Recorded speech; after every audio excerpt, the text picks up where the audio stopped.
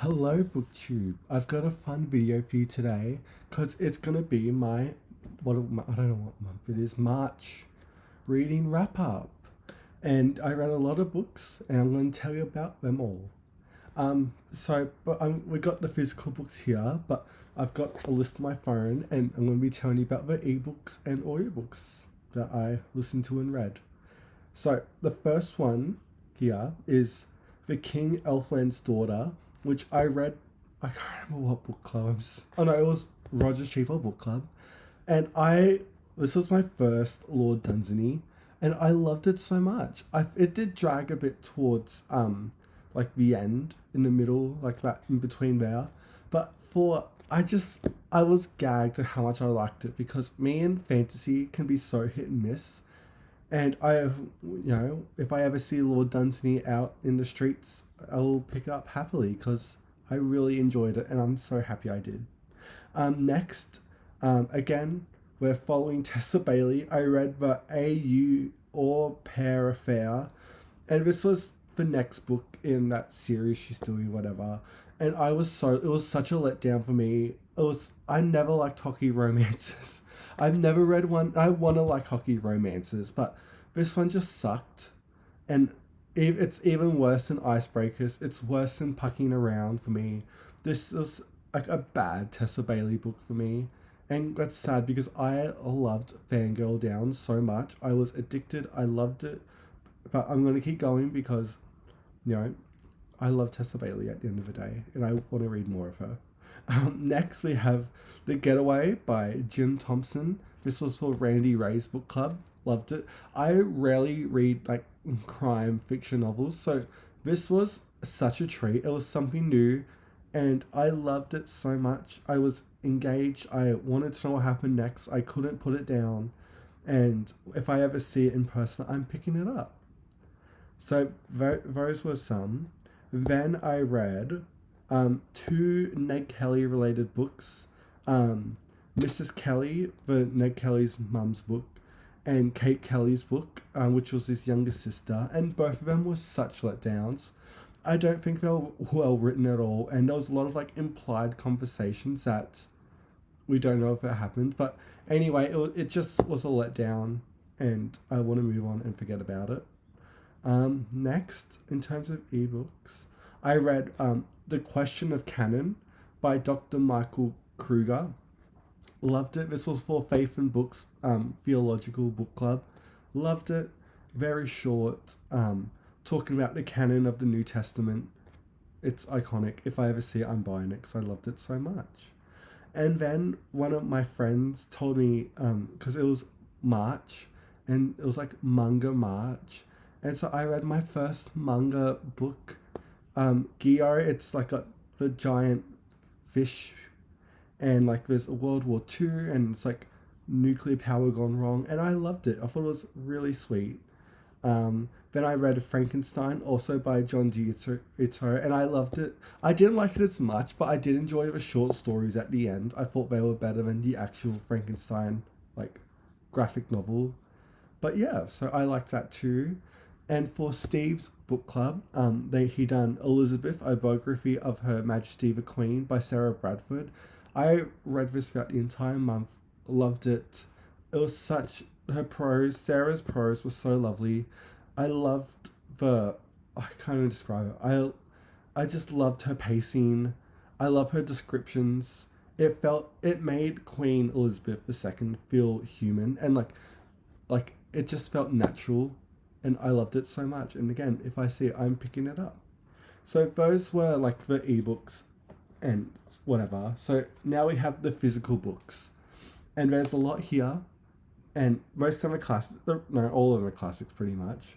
But the first ones I read um, were Emily Bronte. I read Wuthering Heights and her poetry collection, and I forgot how um, disturbing Emily Bronte is. Like, I haven't read her since I probably was 16, and it was such a treat to go back to her. Wuthering Heights, I don't know if it knocks out The Tenant for being my favorite Bronte novel, but it's so close. lost for words how much I love it. Um, yeah, it's iconic. What do you want me to say? It's Emily Bronte. We love Emily Bronte on this channel. So, check out Emily Bronte if you haven't already. Then I read um, Hard Times by Charles Dickens. And again, I actually like this novel. I know, me liking Dickens. But it was lovely. It was short. There was no drawings in it. And it was just a lovely. I can't even remember much of it, but it was had like a great robbery scene in it, and it was just better paced than I find a lot of Dickens, and I just liked it more than I liked pretty much anything. Like the only Dickens I've liked so far in me reading him chronologically is I liked the Pickwick Papers, um, Dombey and Son. Yeah, that's it. And that's really it. I did like this one too, so that counts. But the next Dickens I'm going to be doing is Little Dorrit, and we'll see how we go with that because that's going to be interesting. In terms of my Russians going chronological on my bookshelf, this was a first time read for me, and I need to process it more. But it was Omniblov. Oh my god, sorry, say it, but I can't even say Russian names.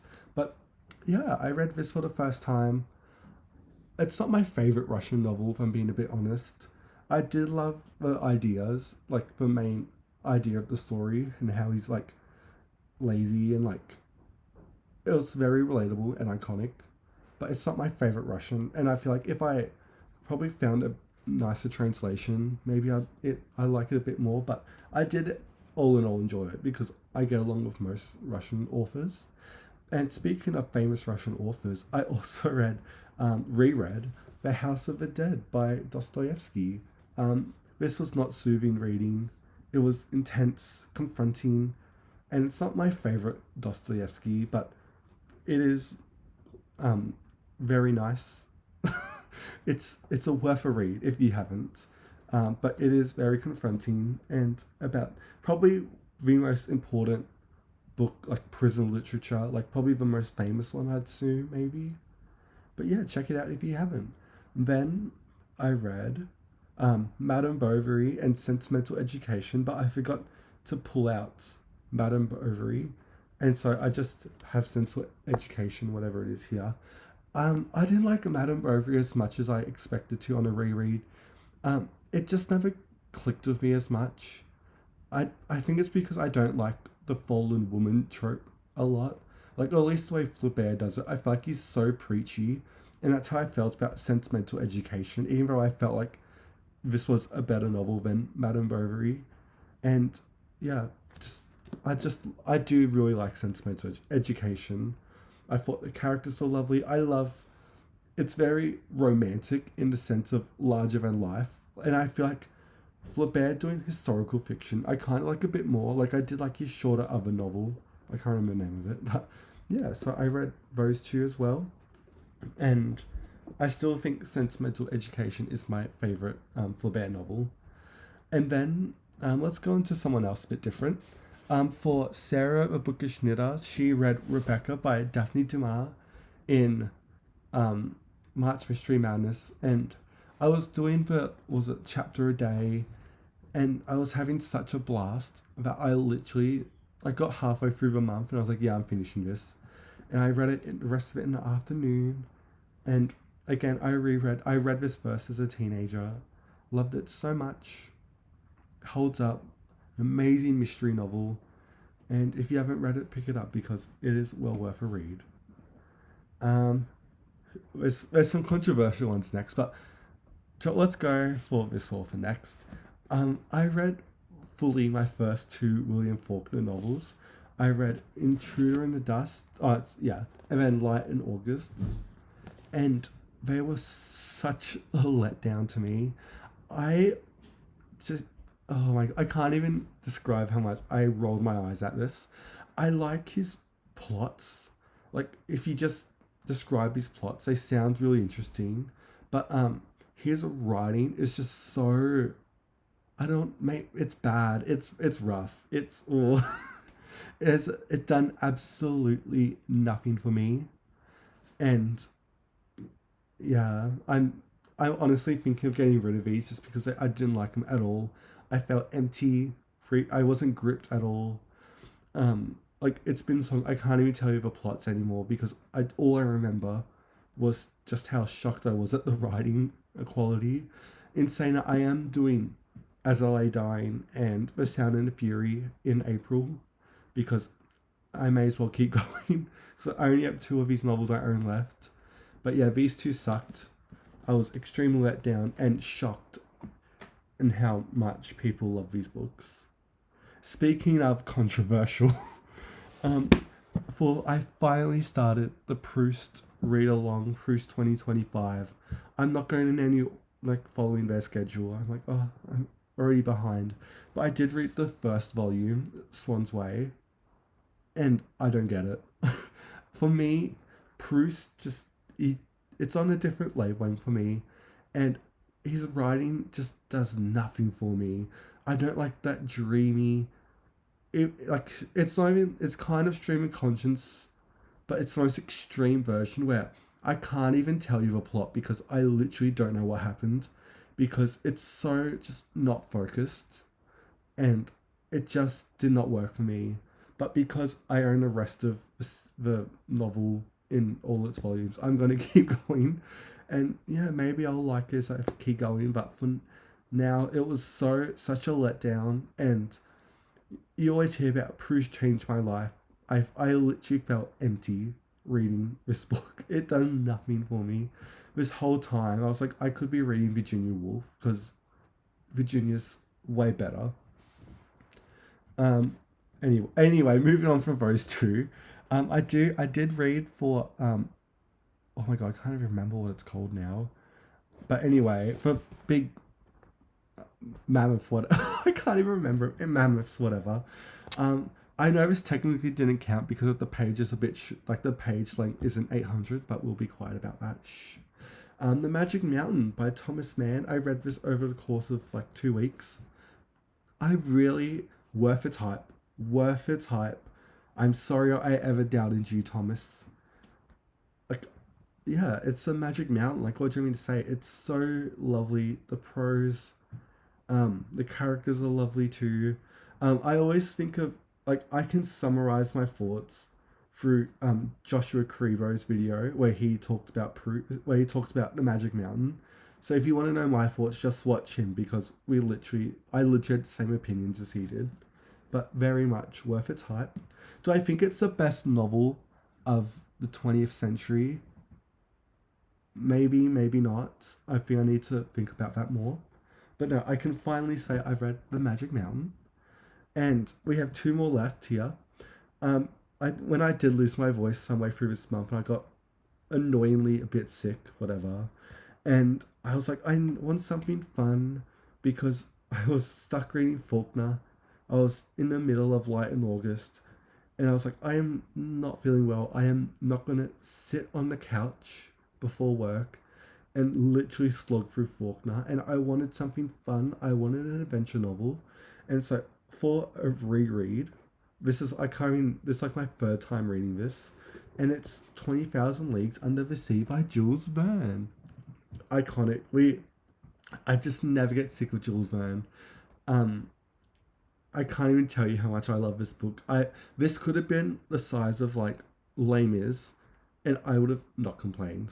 I would have loved it so much, but I've always loved 20,000 Leagues Under the Sea. It's one of my favorite books ever. Never get sick of it. It's always fresh in my mind. Love it so much. And if you haven't read it, please do because it is so fun. Then the last book we have here, this was one of my favorite books I hold recently, and I read it in one night. It took me like an hour, whatever. And I did sticky note a bit of it, not sticky note, but tab it, and that was The Life of Christina of Marquis. I read it, I tabbed it a bit, loved it. She isn't quite Marjorie Kemp level, or like Julian of Norwich. She's probably of the three, she's probably like last, but I love so much what she had to say. There were so many iconic moments. her speeches she does, where she talks about God and how she wants to remain being a virgin. Very powerful. The scene where she gave birth, where like not her, but where her mum gave birth to her was very lovely as well. Um, I love her so much, and if you haven't read Christina, pick her up because even the cover I love so much. Like that's her, right there, and with with Christ, that's with Jesus. Like she knew Jesus. Like so cool. Um, but yeah, so I love that as well. That was a very lovely read. And so yeah, that's all the books I read in April. No, March. I don't know what month it is. But yeah, let me know if, your thoughts of any of the books in the comments below. And tell me, are you shocked I didn't like Proust or Faulkner? Let me know in the comments too. And yeah, tell me how your March reading went as well. But that's what I have for you today. Thank you so much for watching BookTube, and I'll see you next time.